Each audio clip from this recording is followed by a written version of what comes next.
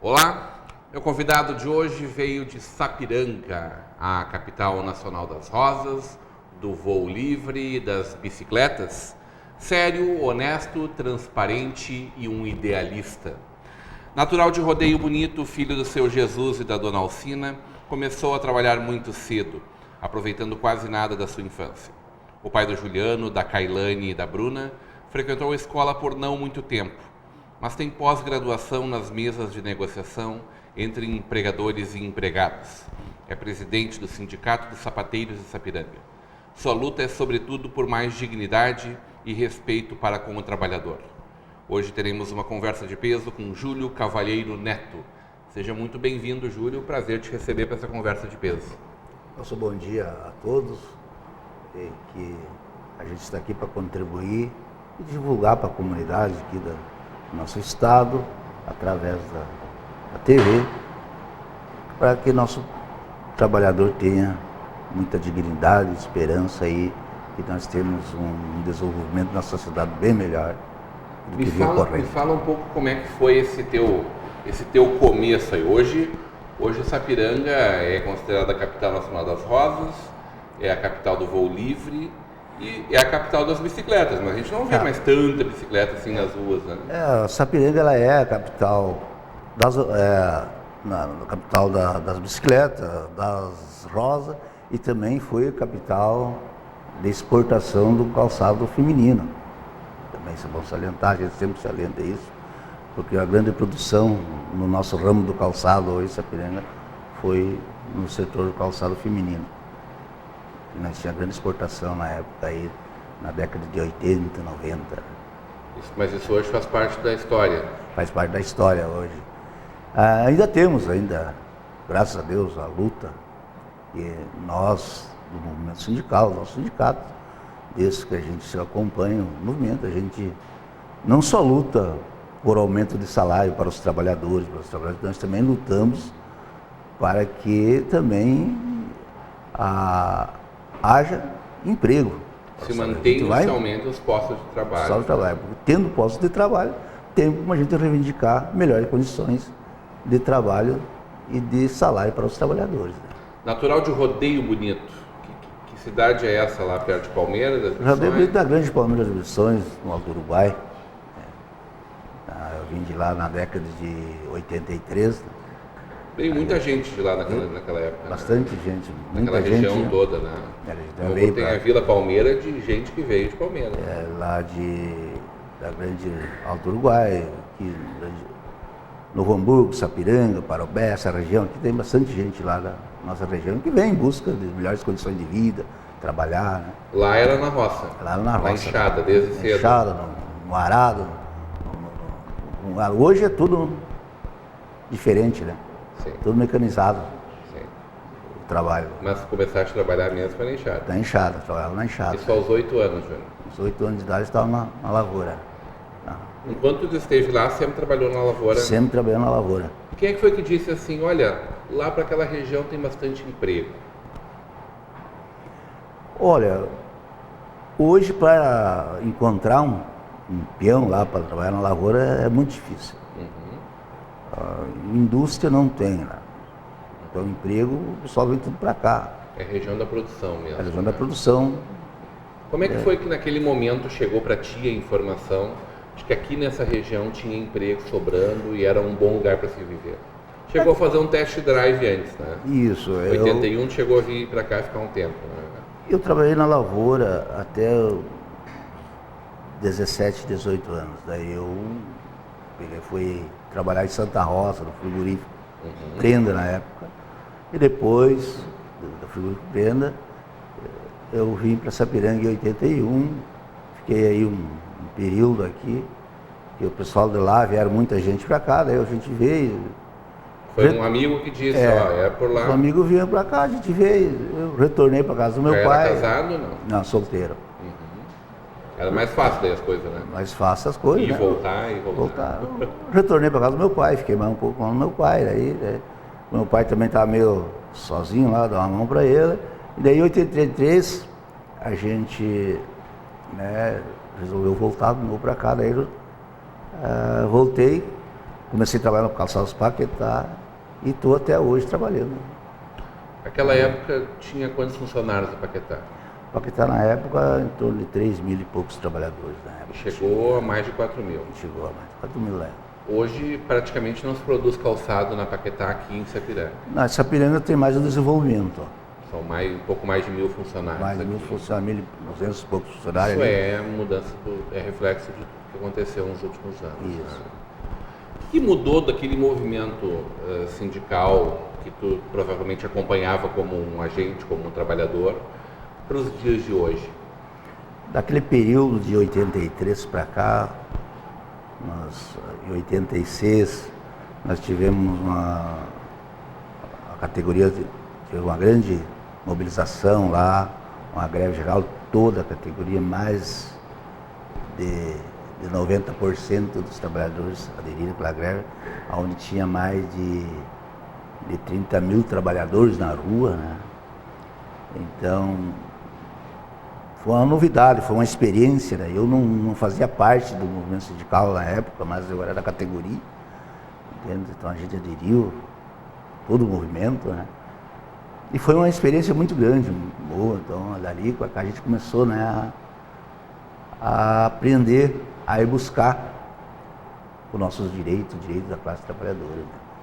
Naquela época era cada um do seu lado, né? Era muito mais clara a divisão de classes mesmo, né? Claro, na época tinha uma grande resistência da divisão de classes e por parte da patronal também, por parte dos trabalhadores, e é muito mais rápido, se gerava um conflito entre as partes, né?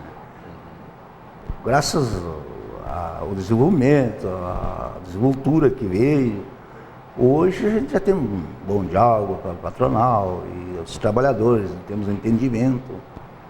Então a gente já conseguiu, né, a ter respeito de ambas as partes, isso que é o importante para todos nós. Quando tu diz que hoje existe um entendimento, quer dizer que naquela época existia um excesso de provocações, existiam excessos entre o choque entre as duas entidades, ou entre as duas classes? É que é ruim de entender naquele período. Quando vocês estavam no meio, não enxergavam que estava no momento político, nem no momento que estavam vivendo. Eu posso falar pela parte dos trabalhadores. Porque na época o salário dos trabalhadores também era muito achatado. As empresas, os empresários, as empresas, a gente tinha conhecimento de que a gente só fazia uma grande produção e não via muito retorno disso. E os trabalhadores viviam num momento social diferente de hoje. Perfeito. Entende? Perfeito. Então hoje já tem mais esclarecimento sobre essa questão. Então a grande produção levou as empresas a formar um grande patrimônio, um grande capital, e os trabalhadores sempre na mesma. Então tinha uma visão que nós tínhamos que buscar uma fatia daquilo que nós produzia, tinha uma participação daquele lucro que nós produzia, não só através daquele salário que a gente ganhava. Se tu olhar hoje como era e como é, o que tu acha que foram os principais fatores, a tua classe, né, mas a tua opinião pessoal mesmo, os principais fatores que fizeram que Sapiranga, que tinha aí 35, a região, na verdade, o Sindicato dos Sapateiros de Sapiranga, na verdade, é de Sapiranga, Araricá e Nova Hartz. Né? Hoje representa em torno de 15 a 16 mil trabalhadores, entre carteira assinada e os informais também, né? Sendo que desses, tu estava me falando, uma grande quantidade ainda é nas grandes empresas, né? Mas eram quase 40 mil trabalhadores, né? Quais foram os principais motivos que fizeram com que aí em 30 anos, na verdade não são 30, são talvez pouco mais de 15 anos entre a tua chegada a Sapiranga e aquele momento em que houve a grande quebradeira e a grande demissão, e depois se recuperou um pouco, enfim, mas nunca como antes. O que fez com que a gente chegasse naquele momento de tão baixo emprego e de tanta quebradeira na região? É que na época, um grande fator é o fator econômico do país e também... Fala o governo Fernando Henrique, principalmente. Isso, um grande fator econômico na época e o grande peso na carga tributária. E também... Você tem consciência de que é caro o trabalhador para o empregador. Isso. E também a grande questão levou que o travamento do dólar, por exemplo, da exportação na época, e também outros países aí, como a China, Vietnã, a Índia, outros países aí fora, também começaram a fabricar calçado e as nossas empresas começaram a sair daqui e migrar nesses outros países, nos outros estados. A própria guerra interna. A guerra interna, e daí começou a desempregar. E por isso baixou o nível da nossa categoria. Se hoje tu olha para isso, tu avalia que se tivesse talvez tido maior entendimento entre as partes mais cedo, nós teríamos hoje mais postos de trabalho ou isso não teria feito muita diferença? Eu acho que nesse período, acho que tem Porque se conquistou muitas coisas, né? Sim, não. O trabalhador conquistou muitos direitos, né? E isso foi fazendo com que custasse cada vez mais também fabricar calçados na nossa região, né? Eu acho que na época, acho que era um projeto de nível de governo, de ter um projeto de geração de emprego para manter os postos de trabalho. No período de 95 e 2005 também, houve uma grande crise, aquela crise mundial que assolou o nosso setor do calçado. A gente fez várias manifestações aí para que os governos, né, olhassem para o nosso setor e vissem que o nosso setor estava em crise, que eram muitas famílias aí desempregadas, fábricas fechando, e a gente foi em busca disso aí, conseguiu, né, a manter o que temos hoje. Então foi um movimento sindical que foi... Cerca de quantos trabalhadores... Que o governo não tinha na época um projeto para o nosso ramo do calçado. Segmento, né? E hoje existe isso? Hoje existe jamais um caminho mais aberto para essa discussão, né, de geração de emprego no ramo do calçado. Será que o grande problema é realmente a falta de compensação? A Lei Candir, por um bom tempo, ela veio a tentar salvar um pouco de discrepâncias, mas na verdade causou um rombo nos cofres dos estados exportadores. E aí nós que tínhamos grande parte da nossa base vinculada ao trabalho, a gente sofreu talvez mais do que qualquer outro, ou tenha sido um dos que mais tenha sofrido, se não o que mais sofreu em âmbito nacional. Nosso grande problema é que esses outros países aí também estão fabricando calçado. Os outros estados aí também estão fabricando calçado. Hoje se consome mais calçado brasileiro ou mais calçado vietnamita no nosso país? Vai me responder essa e outras perguntas, isso logo depois do nosso intervalo.